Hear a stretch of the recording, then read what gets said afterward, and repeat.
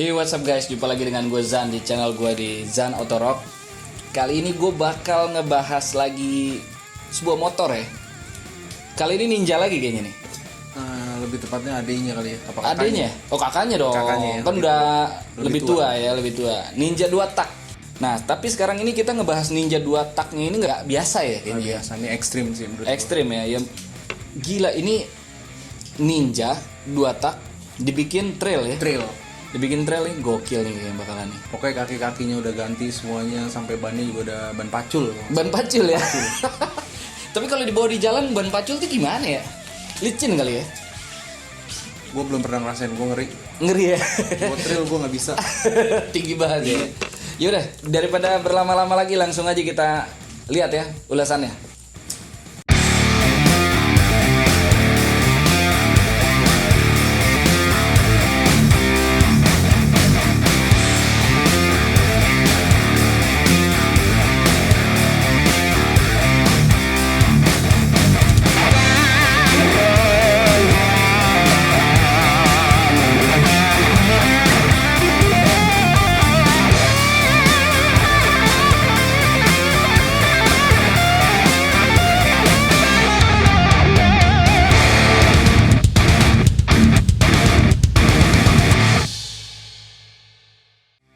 Halo, nama gue Ican, gue dari IF Garage. Gue punya Ninja tahun 2005.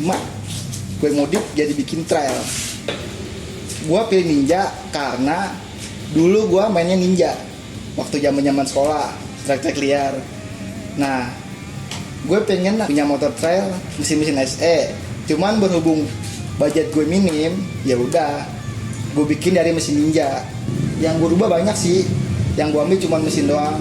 Untuk rangka gue custom sendiri. Nah, untuk sektor kaki gue pakai punya Limba SE CRF 450 cc. Untuk swing arm gue pakai YZ 125. Untuk shocknya gue pakai KX 125.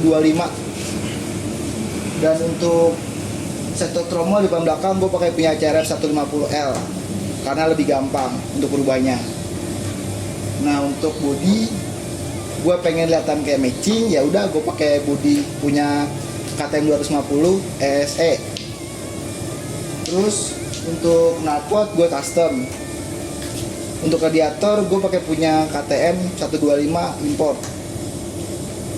Terus untuk bagian mesin gue main di blok. Super kip gue ganti.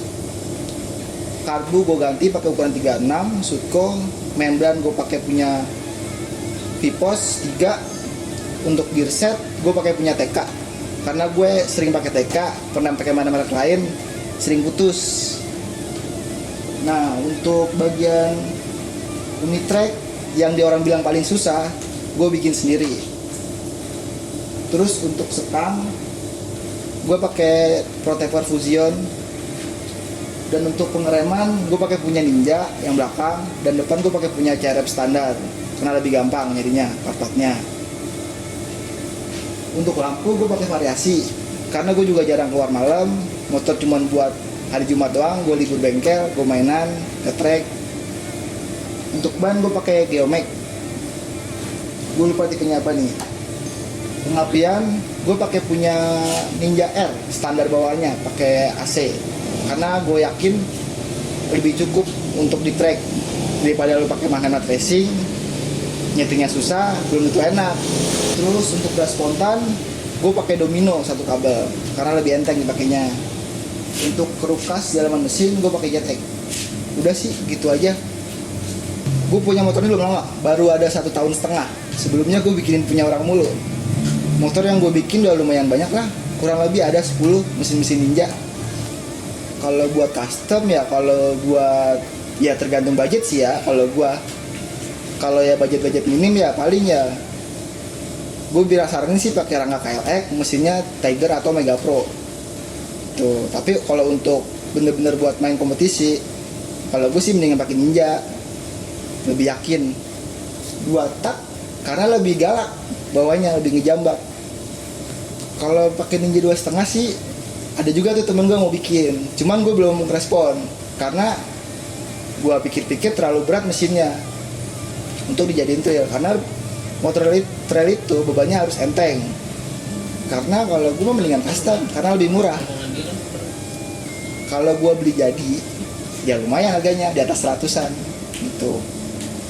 Oh berarti hitungannya motor lo ini bisa diadu dengan motor yang harga 100 juta? Ya bisa diadu sih bisa, cuman ya di bawahnya lah.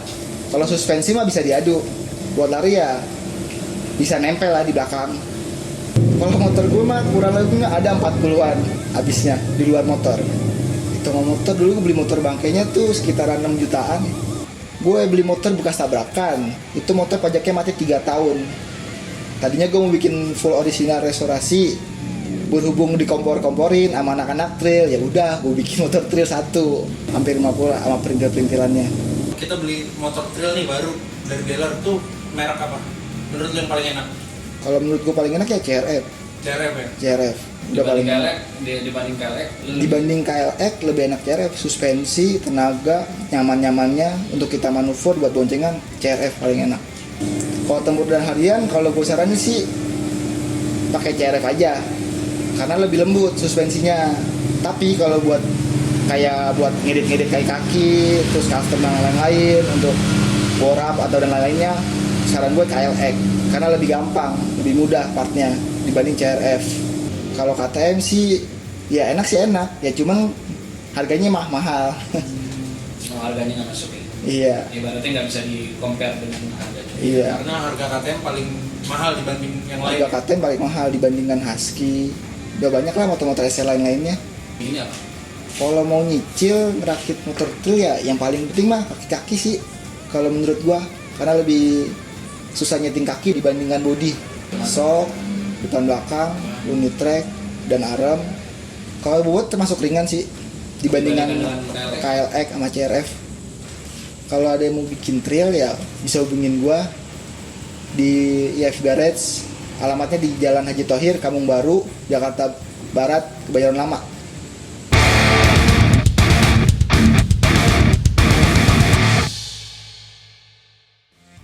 Nah, itu tadi ulasannya. Langsung dari pemilik ya? Langsung dari yang punyanya, yang bikinnya juga dia. Yang bikin juga dia. Kebetulan dia montir ya?